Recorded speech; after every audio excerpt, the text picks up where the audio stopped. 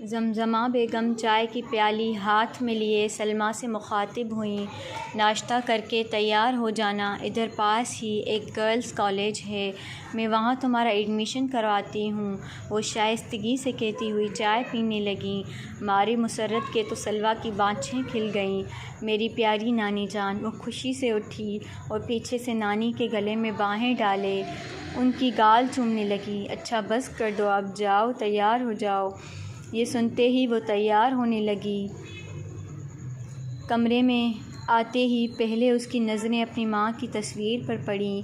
اس کے اندر کہیں لاوا دکھ گیا، محرومی کا لاوا، محبت وہ بھی اپنے ماں باپ کی جو انمول ہوا کرتی ہے، پر وہ محبت کے اس انمول موتی سے پیدا ہونے کے چند ماہ بعد ہی محروم ہو گئی۔ وہ اپنے آنسوؤں سے لاوا بجھا کے اب تیار ہوگی۔ وہ صاف و شفاف ماربل پہ پیر رکھتی آگے بڑھی، پتھر کی ٹھنڈک اس کے اندر سرایت کرنے لگی۔ وہ روز یوں ہی مدرسے میں اپنا ہر قدم اسی لطف سے رکھتی کہ اس کو سکون ملے، سکون اس کے روم روم میں مسرت بن کے دوڑتا رہے۔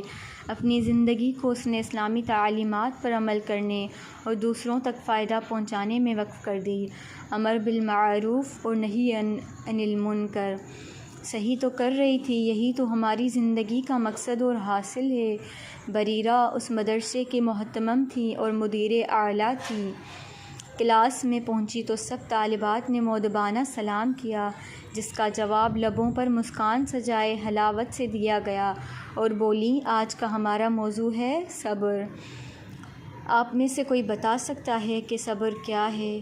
پوری کلاس میں خاموشی چھا گئی۔ پھر کچھ دیر بعد سمرین نے ہاتھ اٹھایا اور بولی، جو بھی مصائب اور آفات آئیں اس کو اللہ تعالیٰ کی طرف سے سمجھنا، ثواب کی امید رکھنا اور کوئی غلط بات منہ سے نہ نکالنا۔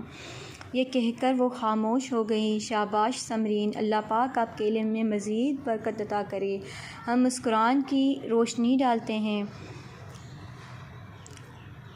وقال اللہ تعالی استعینوا بالصبر والصلاۃ ان اللہ مع الصابرین۔ یہ آیت کریمہ وہ پڑھتے ہوئے اکثر اپنی منتشر سوچوں کو صبر سے ڈھانپتی۔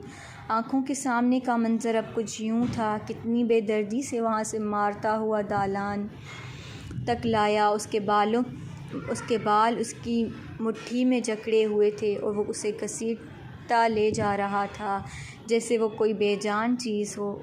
اس خیال کو وہ ان لفظوں میں چھپا گئی، ان اللہ مع الصابرین۔ صبر کے 3 شعبے ہیں: اپنے نفس کو حرام و ناجائز چیزوں سے بچانا، اطاعت و عبادت کی پابندی پر مجبور کرنا، مصائب و وفات پر صبر کرنا۔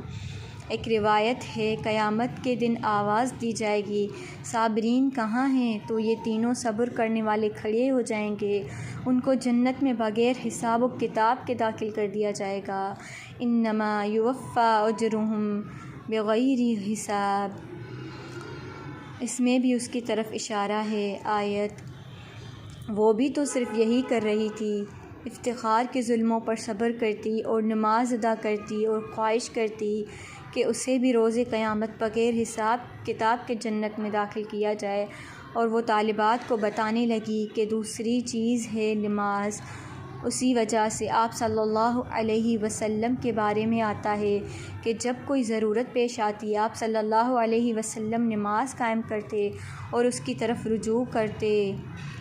قرآن ہی تو کہتا ہے، انتقام اور بدلہ نہ لو، اور وہ اسی پر عمل کرتی، اپنا تمام انتقام معاف کر گئیں۔ وہ کلاس لے کر اپنے آفس میں آ چکی ہیں اور اپنی اس تخیلی دنیا میں لوٹ گئیں، اور اب وہ قرآن کی روشنی میں